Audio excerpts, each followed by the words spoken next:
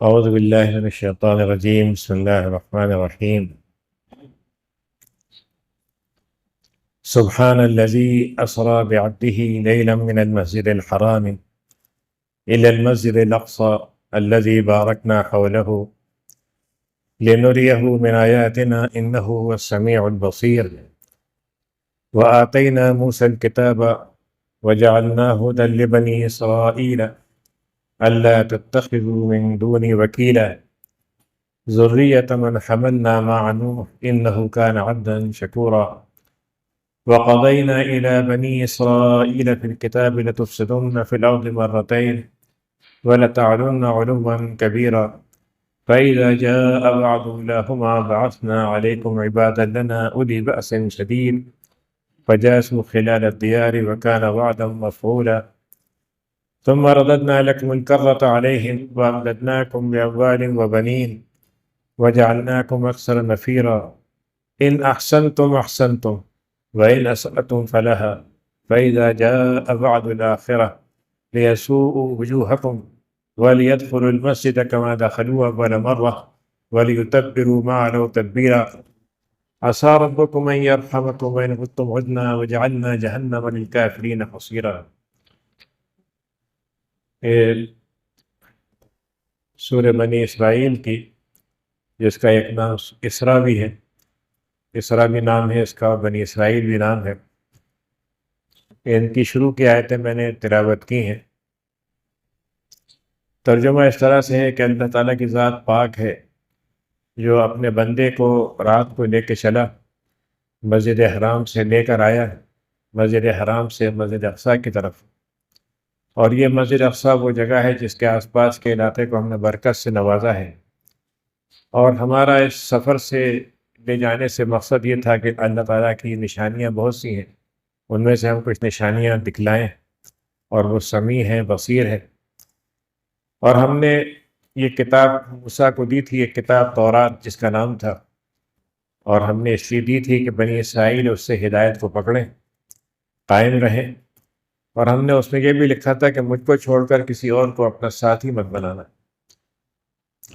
اور یہ جو ابراہیم علیہ السلام اور ان کے بعد ان کے خاندان کے بنی اسرائیل کی ذریت ہے، یہ وہی لوگ ہیں جو نوح کے ساتھ بچ گئے تھے سیلاب میں، اور وہ ہمارا بہت ہی شکر گزار بندہ تھا۔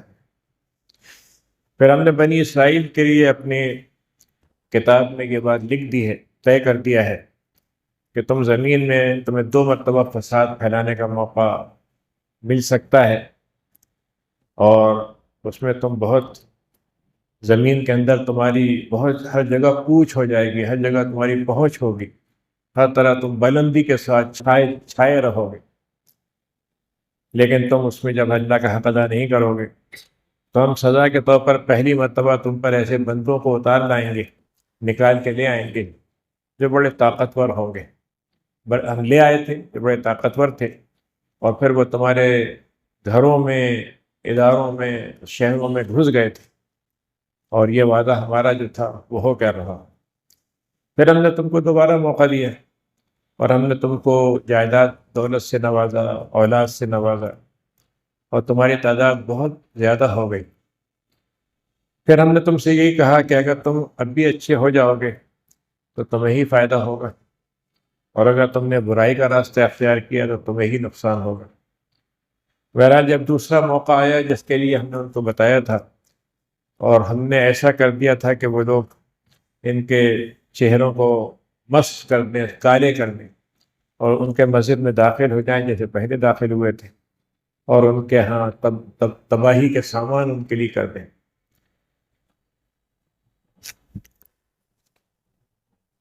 ہم تم سے اب یہ بات کہتے ہیں کہ اگر تم اب بھی اللہ کی رحمت کی طرف واپس آنا چاہو تو اللہ تعالیٰ معاف کر دے گا، لیکن اگر تم اپنے اسی وتیرے پر، اسی راستے پر قائم رہے تو پھر ہم بھی واپس پلٹ کر آئیں گے، اور ہم نے کافروں کے لیے جہنم کو ٹھکانہ بنا لیا ہے۔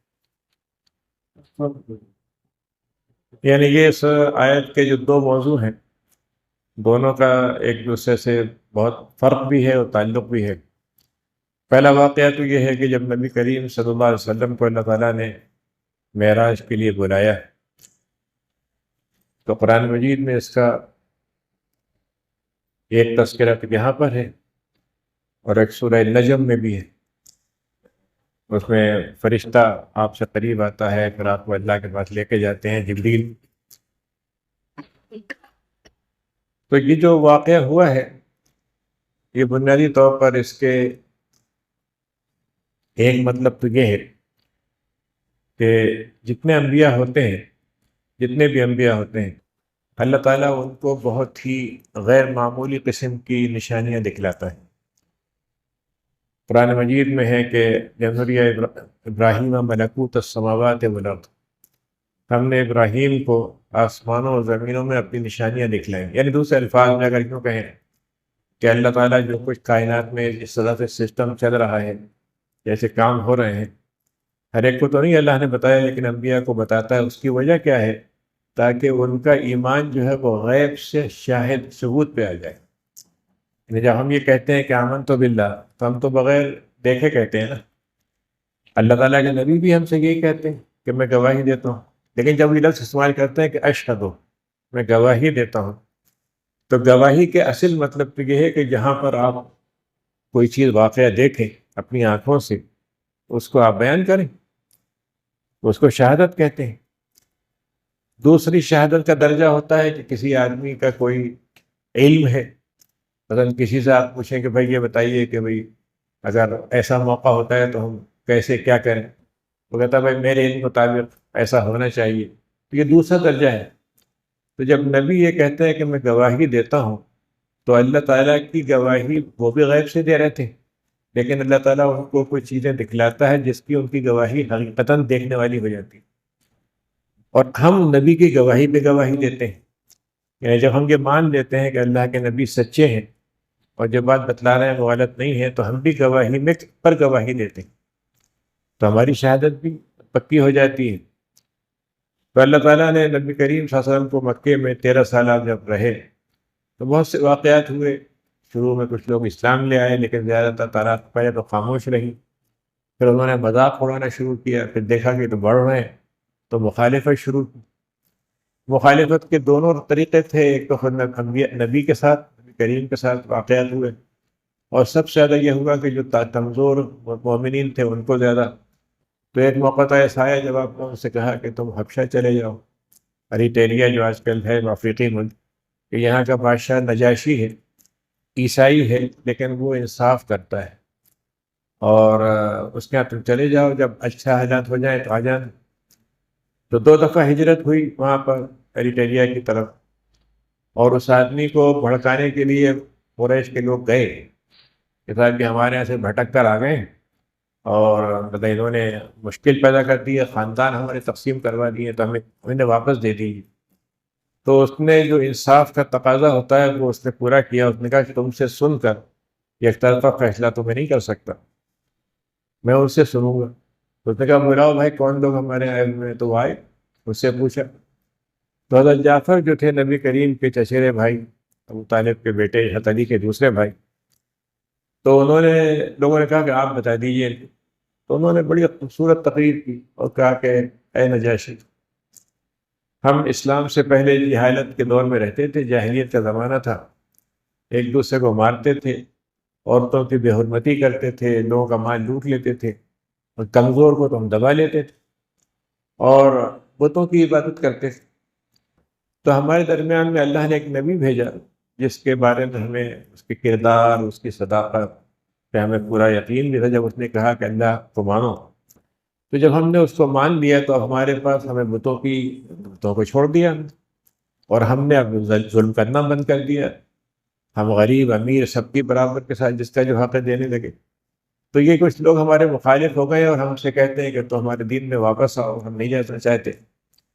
تو اس نے کہا نہیں، تم نے جو بات کہی مطلب یہ ہے کہ ان کا تو تم نے کوئی حق نہیں مارا، یعنی یہ قریش جو آ رہے ہیں، بھائی ایک آدمی اپنی مرضی سے کوئی مذہب اختیار کرے، لیکن تمہارا کیا، ان کا نقصان کیا ہو رہا ہے؟ تم کہا نہیں، تم ٹھہرو۔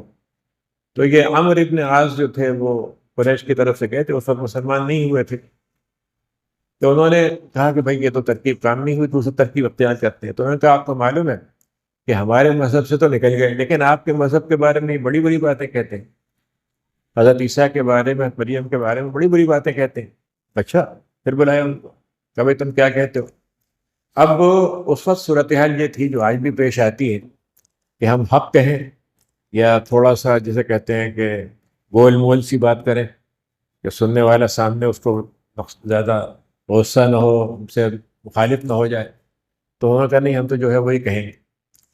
تو اس وقت جو ہے وہ سورہ مریم اتر چکی تھی. تو اس کے بعد انہوں نے کہا کہ بھائی ہم تو وہی کہتے ہیں جو اللہ نے کہا تھا کہ اللہ کے بیٹے نہیں ہیں، وہ اللہ کے نبی ہیں اور ان کی والدہ مریم ہیں. اور انہوں نے کوئی بدکاری نہیں کی. اللہ تعالیٰ نے ان کو ایک خصوصی معجزے کے ذریعے سے ان کے پیٹ میں بچہ آ گیا اور وہ بچہ ہو گیا، ہم یہ مانتے ہیں. تو بڑی دلچسپ بات یہ تھی کہ یہ جو نجاشی تھا، یہود عیسائیوں میں بہت سے فرقے گزرے شروع میں.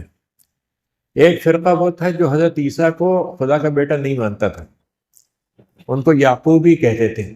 اور یہ زیادہ تر یہ لوگ آباد تھے اسکندریہ جو مصر کا علاقہ ہے وہاں پر آباد تھے. اور لگتا یہ ہے کہ یہ نجاشی بھی انہی کا ماننے والا تھا. تو جب انہوں نے یہ بات کہی تو اس نے ایک تنکا اٹھایا اور اس نے کہا کہ جو بات انہوں نے کہی اس تنکے سے ذرے کے برابر بھی جھوٹ نہیں ہے اس میں.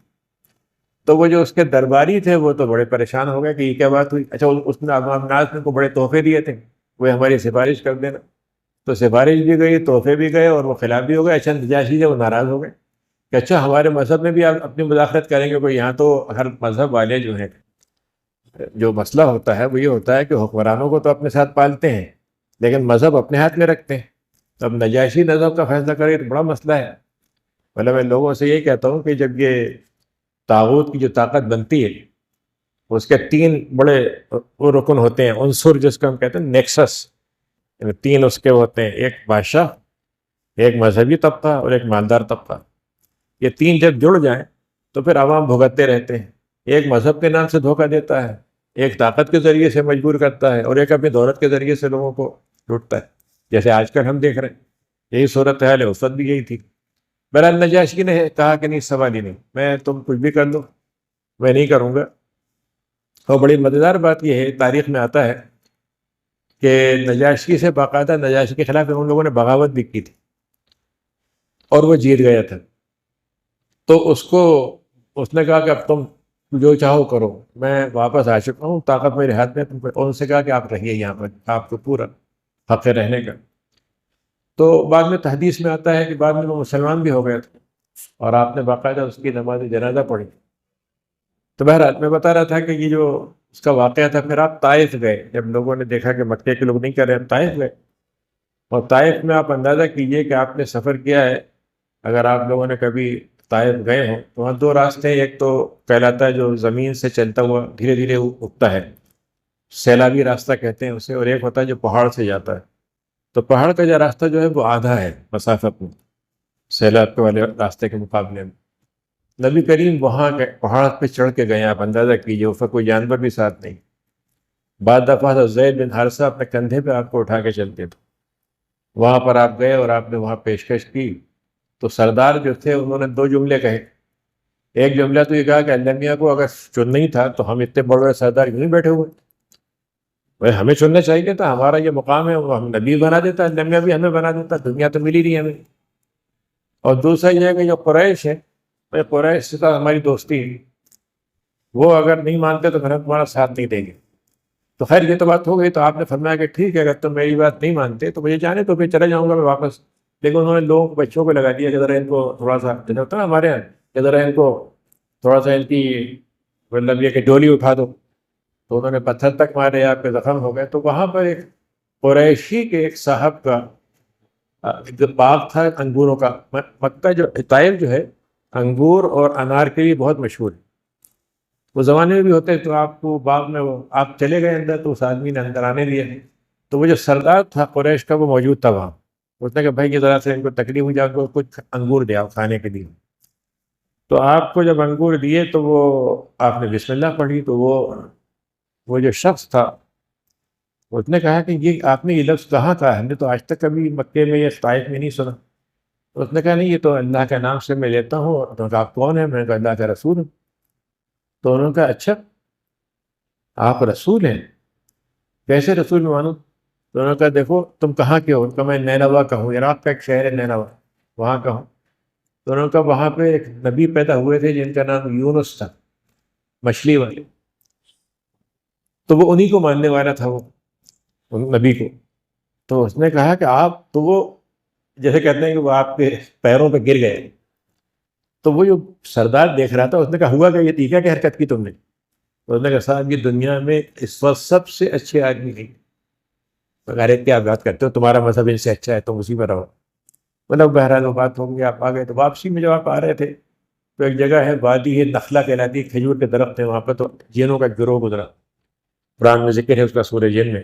تو وہ نبی کریم کے پاس سے گزر رہے تھے، سورہ احقاف میں بھی ہے، تو گزر رہے تھے تو انہوں نے دعوت سنی، وہ مسلمان ہو گئے۔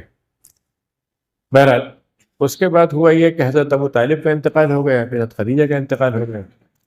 تو آپ کے پاس ظاہر ہے کہ کافی شخصی طور پر بھی قوم ساتھ دینے والا کوئی نہیں، پھر اس کے بعد اسلام کی دعوت پہ پھیلنے کا کوئی وہ نہیں، اور کوئی باہر سے کوئی حوصلہ نہیں تھا اس وقت تک۔ تو یہ موقع ہے جب حضرت اللہ تعالیٰ آپ کو معراج پہ لے گئے۔ تو معراج کے بارے میں جو احادیث میں آتا ہے وہ یہ تھا کہ آپ گھر میں سوئے ہوئے تھے، تو حضرت جبریل آئے اور آپ کو پہلے کعبے میں لے کر آئے، اور وہاں پہ زمزم سے آپ کا سینہ کھول کے اس کو دھویا، صاف کیا اسے، پھر واپس کر کے اس کو لے کے چلے۔ ایک خاص قسم کا جانور تھا، اس سے آپ بیت المقدس پہنچے، اور بیت المقدس میں وہاں سارے انبیاء جمع تھے، آپ نے ان کی نماز میں امامت کی۔ یعنی یہ اس بات کا اعلان تھا کہ اب نبی کریم صلی اللہ علیہ وسلم کی امامت سارے انبیاء کے لیے اور ساری دنیا کے لیے ہو گئی۔ پھر اس پر آپ کو 3 چیزیں پیش کی گئیں، ایک پانی تھا، دودھ تھا اور شراب تھی، کہ آپ جو چاہیں پی لیں۔ تو آپ نے دودھ پسند کیا ہے، تو حضرت جبریل نے کہا اگر آپ پانی پی لیتے تو آپ کی پوری قوم غرق ہو جاتی پانی میں، اور اگر آپ شراب پی لیتے تو آپ کی قوم بھٹکتی رہتی، ہوش میں نہیں رہتی، لیکن آپ نے دودھ پی کر فطرت کو قبول کیا۔ بہرحال اس کے بعد آپ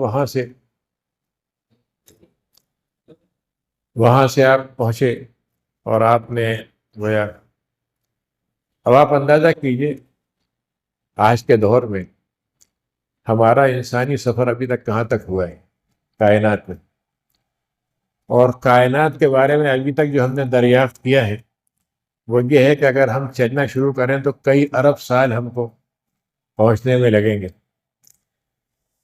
تو یہ انسان کی پہنچ ہے، یہ جی وہی ذات جس نے یہ کائنات کو اس قدر وسیع پیدا کیا ہے، وہ خود کتنا وسیع ہوگا، خود اس کی کیا قدرت، اس کی کیا عظمت ہوگی۔ اب ہم نے خدا کو ایک چھوٹے سے بت میں محسوس کر دیا، چھوٹی سی شکلیں بنا دی، اور اس کے ساتھ قرآن میں اللہ نے کہا نا کہ وما قدر اللہ حق قدری، کہ اللہ کو پہچاننے کا حق ہی ادا نہیں کیا تو۔ لیکن دوسری بات جو اس سے بھی اہم ہے وہ یہ کہ اللہ تعالیٰ کے لیے یہ کوئی مسئلہ ہی نہیں ہے کہ نبی کریم کو اٹھا کر ایک لحظہ میں، ایک پلک جھپکتے میں آسمان پہ لے جائے۔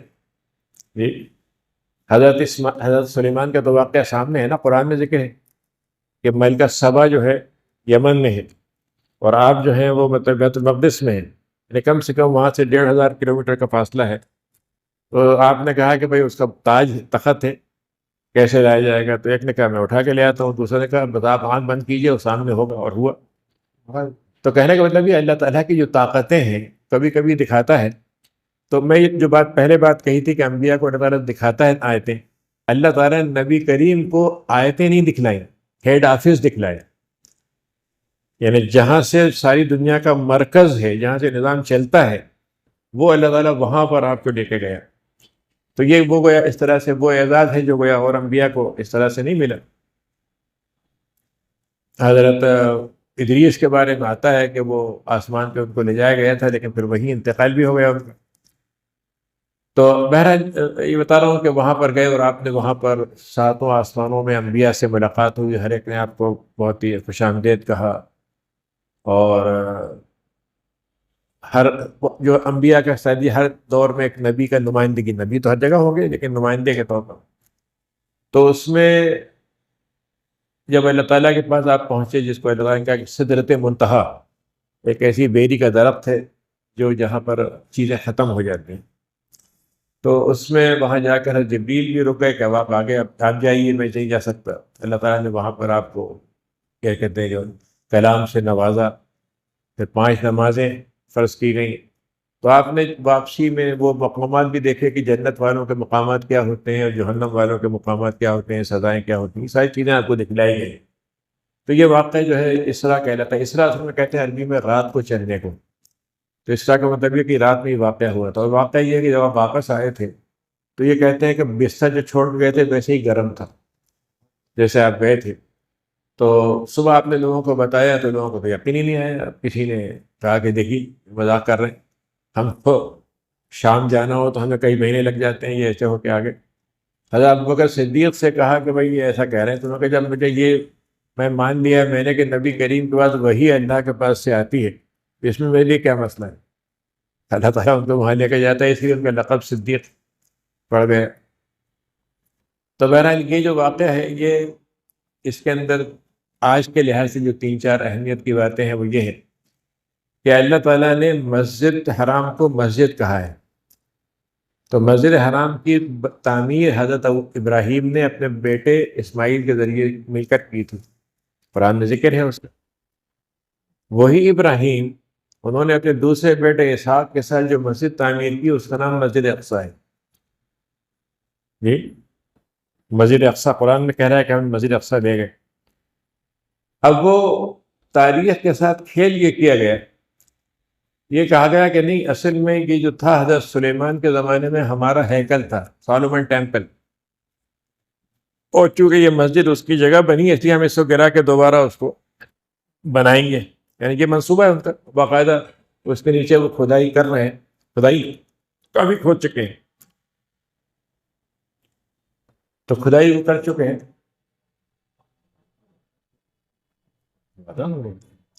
تو کھدائی ہو رہی ہے وہاں پر۔ حدیث شریف میں آتا ہے کہ آپ نے فرمایا کہ جب بیت المقدس آباد ہوگا تو مدینہ ویران ہو جائے گا۔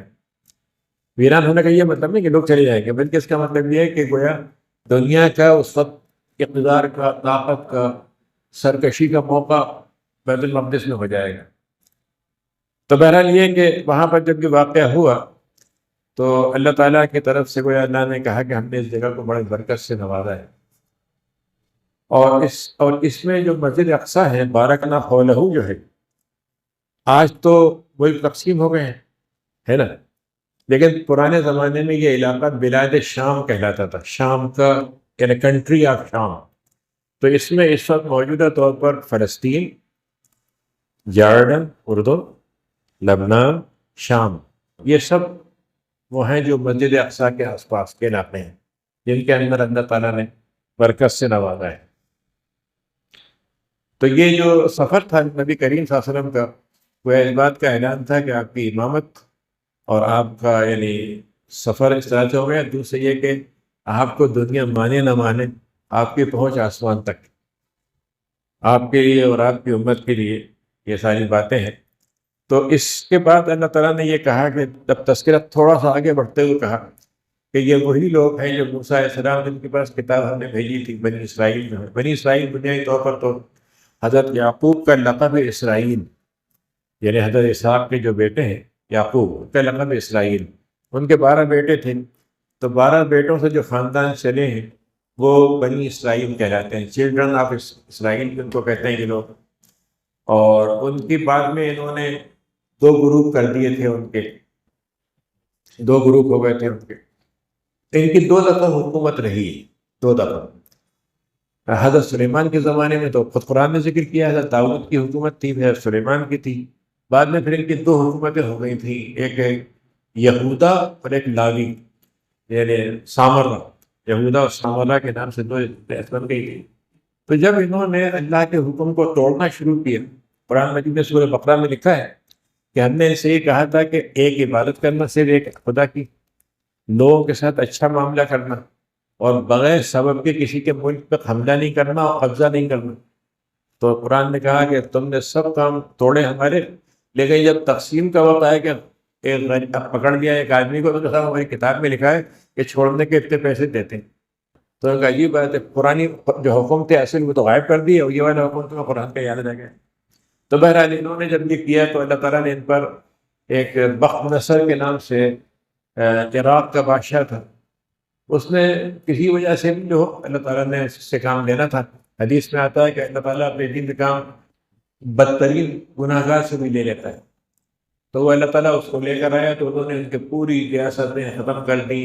ان کا جو قربان گاہ تھی وہ توڑ دی. تورات ان کی اٹھا کے لے دی، بلکہ وہ تورات ملی نہیں. بعد میں حضرت عزیر جو تھے انہوں نے اپنی یادداشت سے اس کو لکھا.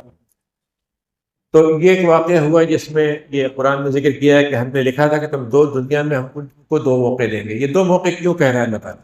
اس لیے کہ اس قوم کے علاوہ کسی بھی قوم کو اللہ تعالیٰ نے بگاڑ جب آخری درجے کو پہنچ جائے ایک موقع سے زیادہ نہیں دیا ہے. جتنی قومیں عاد ہیں، سمود ہیں، جو بھی ہیں، یہ واحد قوم ہے جس کو اللہ تعالیٰ نے 2 دفعہ موقع دیا. ٹھیک ہے نا؟ تو پہلا موقع یہ تھا، پھر اللہ نے کہا ہم نے پھر تمہیں موقع دے دیا، دوبارہ تمہاری تعداد بڑھ گئی، حکومت واپس آ گئی، پھر تم نے کوئی فساد کی چیزیں کی تو پھر ہم نے قوم مسلط کی. پہلے کون مسلط ہوا ان کے اوپر؟ یہ یونانی لوگ جو تھے وہ ان پہ مسلط ہوئے. پھر اس کے بعد رومن جو تھے بعد میں آئے، لیکن رومن جو تھے پہلے تو عیسائی نہیں ہوئے تھے اس وقت، وہ ان کے اوپر مسلط ہوئے. اور پھر ان کی بھی ساری چیزیں ختم ہو گئیں، مزدور غلام بنا لیے گئے، بہت بری حالت ہوئی. لیکن اللہ تعالیٰ نے ان کے لیے ایک موقع جسے کہتے ہیں، 2 موقعوں کے بعد ختم ہو جانے چاہیے تھے، لیکن اللہ نے یہ طے کیا کہ ہم ایک موقع تمہیں فائنل اور دیں گے، لیکن وہ فائنل ہوگا. لیکن اس سے پہلے اللہ تعالیٰ نے 3-4 باتیں قرآن میں بتا دی. ایک تو یہ طے کر دیا کہ یہ سب دنیا بھر میں بکھرے رہیں گے، ایک جگہ نہیں رہیں گے. دوسرا یہ ہے کہ واپس آنے کے ان کے بعد 2 راستے ہیں، یا تو اللہ کو پکڑ لیں یا لوگوں کو پکڑ لیں. تو انہوں نے آج کے دور میں اللہ کی رسی کو چھوڑ دیے لیکن لوگوں کی رسی پکڑ لی ہے. آج آپ دیکھ لیں مغربی طاقتیں جو ہیں پوری ایک طرح سے ایک چیز میں گھسے ہوئے، یعنی وہ ایک چیز ان کے بغیر کر نہیں سکتے، ہے نا؟ تو انہوں نے وہ قبضہ کر لیا لیکن اللہ کو چھوڑ دیا. تو بہرحال اللہ تعالیٰ نے اسے یہ کہا کہ اچھا اب ان کا یہ طے کر دیا کہ ان کی آپس میں دشمنیاں رہیں گی، ایک دوسرے سے نفرت کریں گے. یہ ساری باتیں قرآن میں ہیں.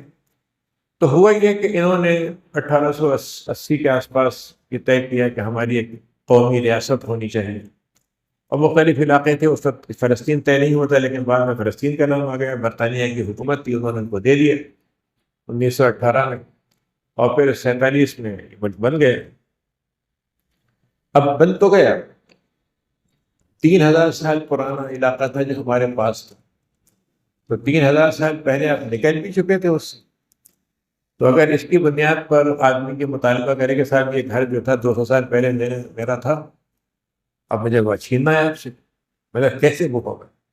وہ ایک وہاں تھے بادشاہ نے، سعودی بادشاہ کنگ فیصل، تو چارلس ڈی گال تھا فرانس کا. اس نے کہا صاحب آپ لوگ جو ہیں کیوں نہیں دے رہے تھے ان کو؟ بیچارے وہاں کے پرانے بسے ہوئے لوگ تھے، نکل گئے لیکن وہ جانا چاہتے ہیں. تو انہوں نے کہا ایسا کریے کہ اندلس میں ہم نے 1000 سال حکومت کی ہے، وہ ہمیں واپس دے دیجیے. تو انہوں نے کہا وہ تو نہیں ہو سکتا. تو پھر کہا یہ کیسے ہو سکتا ہے؟ بولے دوسرے الفاظ میں اگر ہم یہ کہیں کہ صاحب 100 سال پرانا واقعہ تھا، بھائی کہاں سے ہوگا؟ تو خیر انہوں نے ایک تو یہ کام کیا، دوسرا یہ کیا کہ جو وہاں آباد ہیں ہو گیا وہ کوئی چیز ہی نہیں، ان کو وہاں سے نکل جانا چاہیے. بہت انہوں نے حالات ایسے پیدا کیے، مار کے، مجبور کر کے، اور امریکہ وغیرہ سے کہیں گے کہ صاحب ان کو شہریتیں دے دو. لاکھوں فلسطینی نکل گئے. اب یہ آخری گویا جگہ ہے جہاں پر یہ لوگ جمع ہو گئے کہ اب ہم کہاں جائیں. سارے فلسطین کے ہر علاقے سے گھر کر یہاں پہنچے ہیں آخری میں. سب یہاں پر بھی اس سے ہو رہا ہے کہ ہم وہ کریں گے. اور آپ دیکھ رہے ہیں کیسے اس طریقے سے. اچھا مزیدار بات یہ ہے کہ کوئی قانون نہیں، کوئی انصاف نہیں، کوئی وعدہ پیمان نہیں. قرآن مجید میں اللہ تعالیٰ نے ایک جگہ یہ بات کہی ہے سورۃ توبہ میں کہ یہ جو آج تم سے بڑے خوش ہو کے مل رہے ہیں نا، کیونکہ وہ دب چکے ہیں، اگر کل یہ اقتدار میں آ جائیں گے تو تمہارے نہ تو عہد پہچانیں گے، نہ تمہارا کوئی تمہارے رشتے داری دوستی کسی اختیار ہے. سورۃ توبہ میں کہا. اور ہم دیکھ رہے ہیں کہ ذرا سی طاقت آ گئی ہے تو معلوم ہوا کہ نہ انسان کی کوئی حرمت رہی. جبکہ حضرت عمر بن الخطاب نے جب فلسطین کا ہاتھ میں کنجی لی تھی عیسائیوں سے، تو عیسائیوں نے کہا تھا کہ ہم نہیں چاہتے کہ یہاں یہودیوں کو آپ آنے دیں. تو آپ نے کہا تھا نہیں، یہودیوں کو بسنے تو میں نہیں دوں گا لیکن رہنے دیں، آ سکتے ہیں اپنے مذہبی کام کے لیے. تو اسلام کے انصاف کا تو یہ حد، لیکن وہ سارے معاہدے سب کلعدم ہو گئے. تو اللہ تعالیٰ نے یہ کہا کہ ہم نے تم کو 2 موقع دیے ہیں. اب اگر تم اس کے بعد واپس آئے اگر واپس آئے اور اللہ تعالیٰ کی طرف لوٹ کر آ گئے تو اللہ تعالیٰ کی رحمت ابھی بھی تمہیں ویلکم کرے گی۔ اور آپ کو معلوم ہے کہ یہ حضرات جو تھے 3 قبیلے ان کے تھے جو مدینے میں آباد ہوئے تھے، اور صرف اس لیے آباد ہوئے تھے کہ انہوں نے کتابوں میں پڑھا تھا کہ آخری نبی یہاں نکلے گے۔ 2 قبیلے ان کے جو تھے خیبر میں آباد ہوئے تھے، 1-2 تبوک میں آباد ہوئے تھے، اور سب اسی وجہ سے، یعنی جو علامتیں تھیں اس کے لحاظ سے۔ لیکن جب نبی کریم آئے تو انہوں نے انکار کر دیا۔ حضرت صفیہ جو تھیں وہ یہودی خاندان سے تھی، تو وہ کہتی ہیں کہ بھئی ایک دفعہ ایسا ہوا کہ ہم لوگ بیٹھے ہوئے تھے تو ہمارے چچا اور باپ نبی کریم آئے ہوئے تھے، قباء میں ٹھہرے ہوئے تھے، یہ لوگ ملنے گئے، واپس آ کے باتیں کرنے لگے تو مجھے ہٹا دیا، تو میں باہر سے سننے لگی کیا کہہ رہے ہیں۔ تو انہوں نے کہا کیا کہتے ہو تم ان کے بارے میں؟ نبی تو یہی ہے اور علامتیں یہی ہیں۔ تو پھر کیا کریں؟ نہیں ماننا تو نہیں ہے، مانیں گے نہیں۔ تو آپ اندازہ کیجئے کہ جو انصار جن کو کچھ پتہ نہیں تھا نبی کے بارے میں، لیکن ان سے سنتے تھے کہ نبی آنے والا ہے، تو جب وہ مکے میں آپ سے ملاقات ہوئی تو وہی پہلے ایمان لے آئے اور یہ محروم رہ گئے۔ تو انسان کا معاملہ بڑا عجیب ہے، لیکن انسان کے اندر جو سرکشی ہے وہ عجیب و غریب، اور بھی زیادہ عجیب و غریب ہے کہ اپنے کفر پہ بھی قائم رہتا ہے اور اس پہ جمع رہتا ہے، اور تیسری سرکشی کیا ہے کہ ایمان کو نہیں پھیلنے دے۔ قرآن مجید میں اللہ نے ان کی صفت بیان کی کہ ان الذین یکفرون بآیات اللہ ویقتلون النبیین ویقتلون الذین یأمرون الناس بالقسط من الناس۔ 3 صفتیں اللہ نے بیان کی کہ پہلا تو انہوں نے کفر کر لیا، دوسرا انبیاء کو قتل کیا، یعنی جب اللہ تعالیٰ نے نبی نے کہا کہ مجھے مانو تو کہا نہیں ہمارے نبی تو بنی اسرائیل سے ہوں گے، تو اللہ نے کہا پھر تو اپنے نبی کو قتل کیوں کرتے تھے؟ حضرت یحییٰ کو قتل کیے، حضرت زکریا کو قتل کیے۔ تو تیسری صفت جو آج ہے کہ جو بھی ان سے کوئی انصاف کی بات کرتا ہے، جو بھی ان کو یاد دلاتا ہے کہ تم غلط کرو، اس کو قتل کرتے ہیں۔ آپ اس وقت دیکھ لیجئے، اس وقت دنیا میں جو بڑے بڑے غیر مسلم جو اگر فلسطین کے لیے کھڑے ہوتے ہیں، یہ ان کے دشمن ہو جاتے ہیں، سازشوں سے، زہر دے کر، قانون کے ذریعے سے، کسی بھی طرح سے ان کو مروا دیں گے، جیل میں ڈلوا دیں گے۔ یہ خاتون تھیں جو الجزیرہ کی ٹی وی میں تھیں، عیسائی خاتون تھی، صحافی، ان کو انہوں نے مارا۔ تو جو اللہ نے کہا کہ جو ان کو مار دیتے ہیں تو ان کا صفت کیا ہے؟ مارنا۔ اچھا، یہ اس کا فارمولا بڑا سمپل ہے۔ ایک آدمی کی تیاری میں کتنا وقت لگتا ہے؟ ایک آدمی 40 سال لگتے ہیں نا، 40-50 سال، 25 سال تو لگتا ہی نا تیار ہونے میں، اور وہ خطرناک ہو جائے تو آپ کا فارمولا بڑا سمپل ہے، اس کو ہٹا دیجیے۔ تو 25 سال کی محنت کہاں گئی؟ صفر۔ اچھا، اگلا آدمی تیار کتنی دیر کے بعد ہوگا؟ 25 سال کے بعد، تو 50 سال آپ کو مل گئے۔ تو بڑا سمپل فارمولا ہے کہ ہمیں معلوم ہے کہ ہمارا یہ انجام ہونا ہے برا، ان کو معلوم ہے، لیکن ہم کیسے ڈیلے کریں اسے، کیسے اس کو ہم تھوڑا سا وہ کرتے رہیں۔ اور مزیدار بات یہ ہے کہ ان کے 2 رخ ہیں، ایک رخ تو وہ ہے جو یہ غزہ میں کر رہے ہیں، دوسرا رخ یہ ہے کہ یہ مسلمانوں کے اندر گھس کر، ان کے بن کر، ان کی زبان بول کے اور ان کو خرید کر ان اندر سے بھی بگاڑ پیدا کرتے ہیں۔ تو دونوں طرف سے قرآن، اسی لیے منافقین کا تذکرہ اللہ نے یہودیوں کے ساتھ کیا ہے۔ تو اس لحاظ سے یعنی اگر آپ دیکھیں تو اللہ نے یہ کہا، لیکن جو جملہ اللہ نے استعمال کیا بڑا عجیب غریب ہے۔ اللہ تعالیٰ نے کہا کہ اگر تم اب پلٹ کر آئے تو ہم پلٹ کر آئیں گے، یعنی ہم فوج پر پلٹ کے نہیں آئیں گے، ہمارے کوئی بادشاہ نہیں پلٹ کر، ہم پلٹ کر آئیں گے۔ دوسرے الفاظ میں یہ چیلنج ہمارے لیے، اور ہم اس چیلنج کا تمہیں مطلب یہ ہے کہ انجام دکھائیں گے۔ اور یہ جملہ اللہ تعالیٰ نے صرف 2 جگہ استعمال کیا ہے، ایک قریش کے لیے استعمال کیا سورہ انفال میں، تو انہوں نے تو اللہ کو مان لیا، جب فتح مکہ ہوئی تو وہ اللہ کے اس چیلنج سے نکل گئے۔ انہوں نے ابھی تک چیلنج جو ہے اپنا، اللہ کا جو چیلنج ہے اس کے باوجود اس کی پرواہ نہیں ہے، لیکن ان کو یہ نہیں معلوم۔ اور میں اسی لیے یہ بات کہتا ہوں کہ یہ سارا اسٹیج سج رہا ہے دجال کے لیے، ہے نا، یہ ساری تیاریاں اسی کے لیے ہو رہی ہیں۔ ساری دنیا پہ حکومت کرنا ہے، سارے مال پہ قبضہ کرنا ہے، سارے لوگوں کو اپنے جگڑ کے رکھنا ہے، لوگوں کو لڑوا کے آپس میں بانٹ کے بالکل زیرو بنا دینا، یہ سب کچھ ہو رہا ہے۔ یہ اسٹیج جو ہے ورلڈ لیڈرشپ کے لیے تیار ہو۔ قرآن مجید میں اللہ تعالیٰ ایک بات کہتا ہے، بڑی دلچسپ ہے وہ آیت۔ اللہ تعالیٰ نے جب عیسیٰ علیہ السلام کے خلاف ہوئے گے اور یہ طے ہوا کہ ان کو مار سکتے ہیں، تو اللہ تعالیٰ نے کہا اے نبی ہم تم کو لے جا رہے ہیں، واپس لے کے جا رہے ہیں، قیامت تک صرف وہ لوگ دنیا پہ حکومت کریں گے جو تمہارے ماننے والے ہوں گے، اور جو نہیں ماننے والے ہوں گے وہ ان کے ماتحت رہیں گے۔ اب آپ بنی اسرائیل کی تاریخ، پہلے دور میں کس نے حکومت کی ان کے اوپر؟ رومیوں نے، لیے کہ رومی اللہ تعالیٰ کے عیسیٰ نبی کو چاہے برے طریقے سے لیکن مانتے تھے۔ جب اسلام آ گیا تو اسلام نے دنیا پہ حکومت کی۔ اب جب اسلام کمزور ہو گیا، مسلمان کمزور ہو، تو اب بھی دنیا پہ حکومت کن کی ہے؟ عیسائیوں۔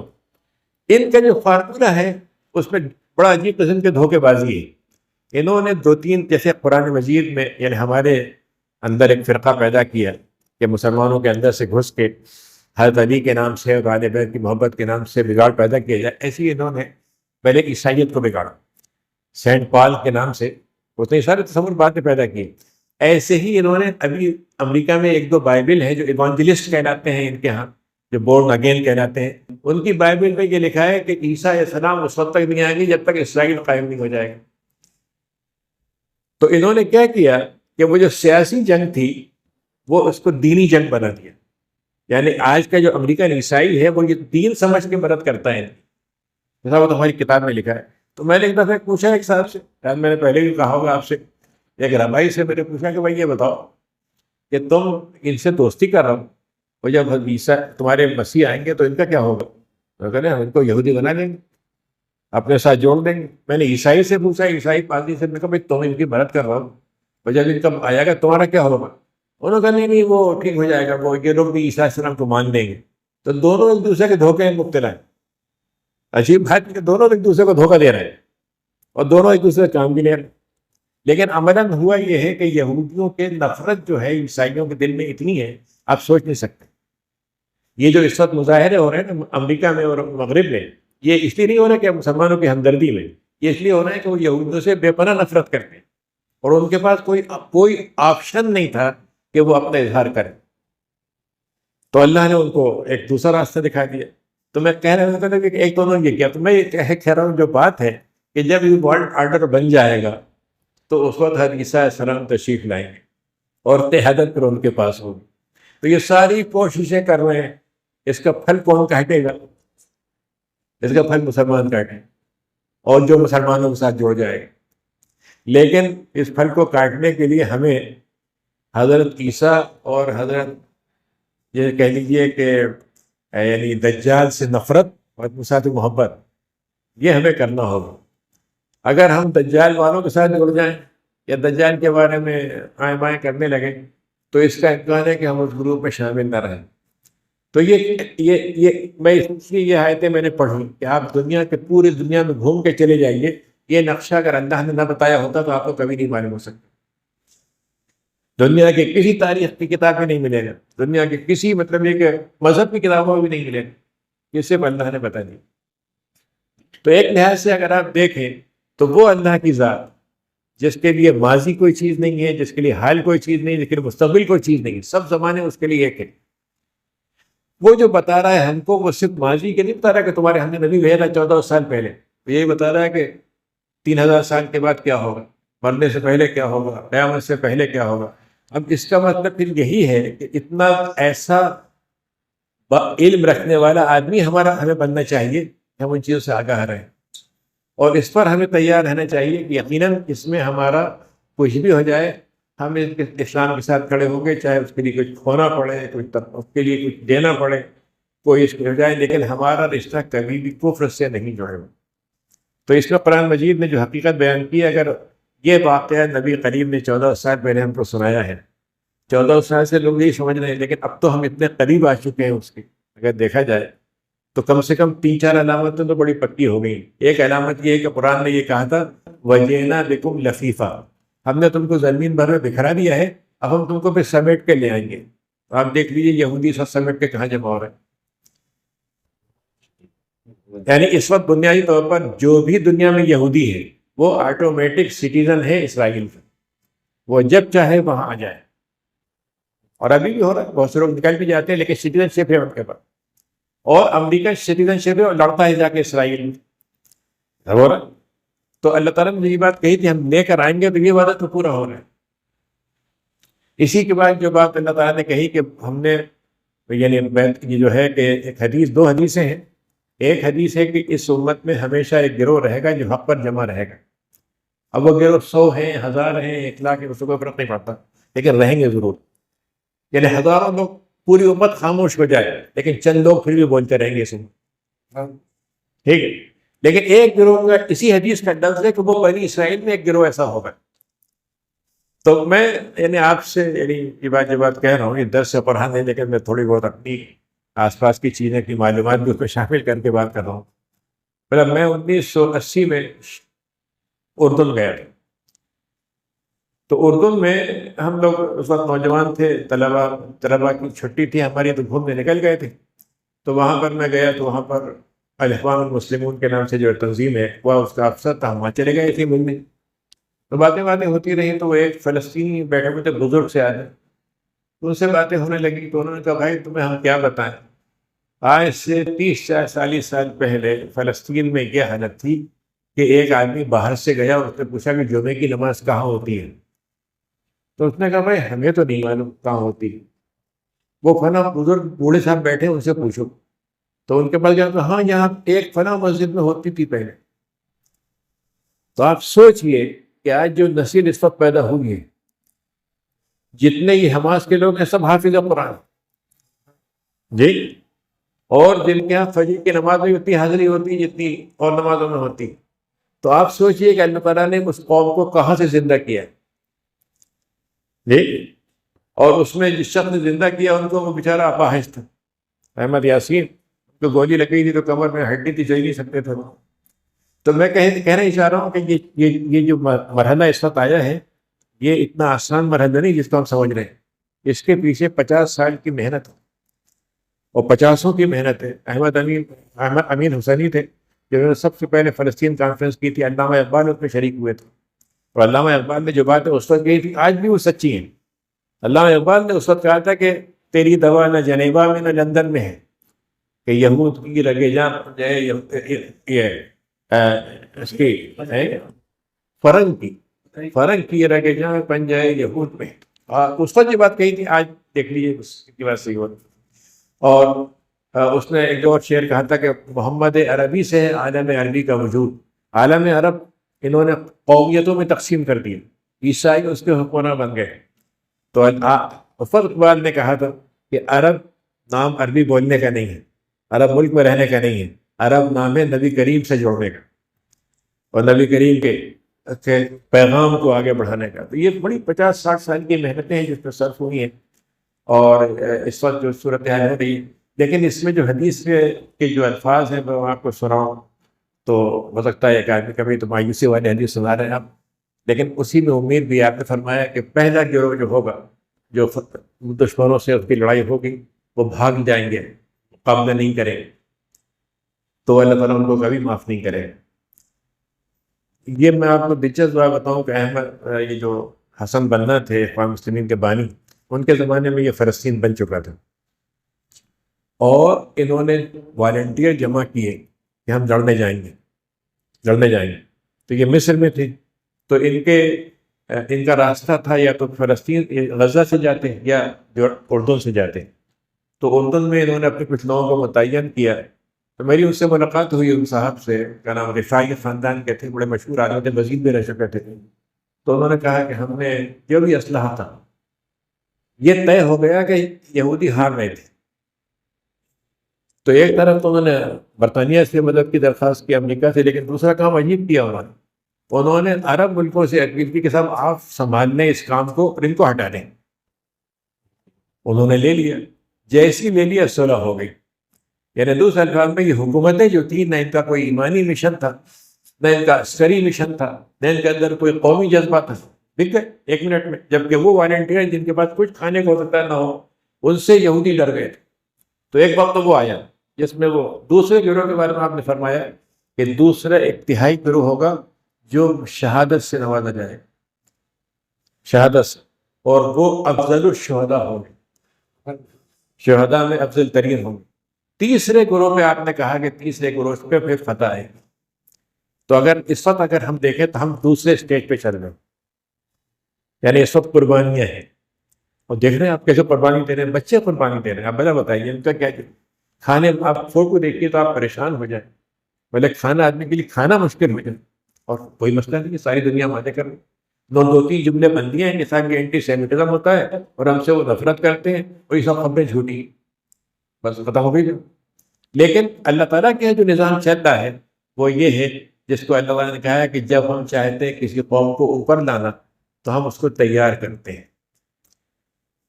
جی وَنُرِيدُ أَن نَّمُنَّ عَلَى الَّذِينَ اسْتُضْعِفُوا فِي الْأَرْضِ، ہم جب طے کرتے ہیں کسی کمزور کو دنیا کا اوپر لے کر دنیا کا اقتدار دیں تو ہم ان کو تیار کرتے ہیں.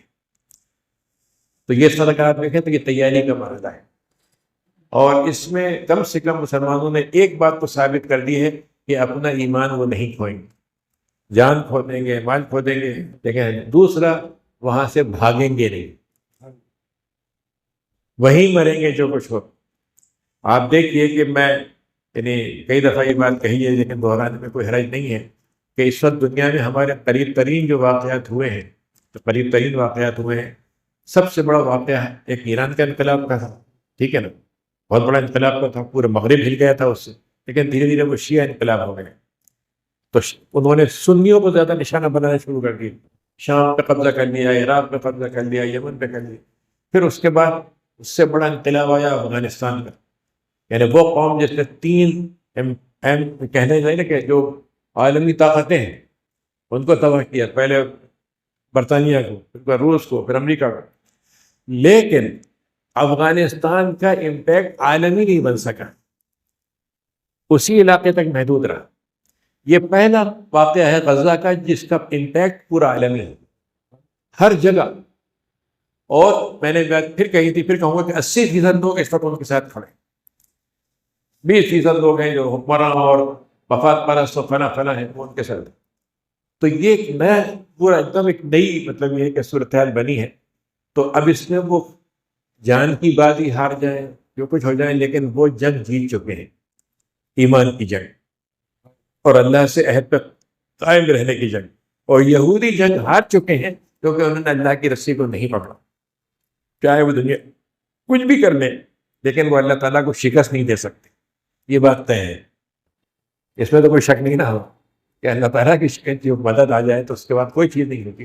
تو یہ جو صورتحال بن رہی ہے اس میں ہم بہت دور بیٹھے ہیں، لیکن ہم جیسے کہتے ہیں کہ نہ تو نیوٹرل ہیں نہ تماشائی ہیں، ہم اس کا حصہ ہیں. ہمیں کم سے کم محسوس کرنا چاہیے، ہمیں کم سے کم اس کے لیے کچھ سوچنا چاہیے کہ ہم کیا کر سکتے ہیں. اور دنیا میں جتنے اس وقت طاقتیں جو ان کے ساتھ کھڑی ہیں، اس وقت ہمارے ملک کا بھی یہ صورتحال ہے کہ وہ ان کے ساتھ کھڑے ہوئے ظالموں کے ساتھ، اور یہ سمجھتے ہیں کہ بھائی تو ہمارا تو بڑے اس سے بڑے اسلحہ مل جائے گا، تو ٹیکنالوجی مل جائے گی، تو فنا ہو جائے گا. اب صورتحال یہ ہے کہ اس ملک کا نہ تو کوئی دوست رہا، نہ کوئی ان کا مددگار رہا، نہ کوئی ان کی بات پر اعتبار کرنے والا رہا. لیکن مسلمانوں کے لیے اللہ نے جو طاقت رکھی ہے وہ اللہ تعالیٰ ہی کے ذریعے سے ہمیں ملے گی. تو اس قرآن مجید کی یہ آیتیں خالی پڑھنے کی نہیں ہے، میں کہنا چاہ رہا ہوں یہ ایک حقیقت ہے جس سے ہم گزر چکے ہیں، جس سے ہم گزر رہے ہیں، اور جس کا اگلا حصہ آنا ہے. تو اسی کو آپ کا ختم کرتا ہوں میں. آخر دعوانا الحمدللہ.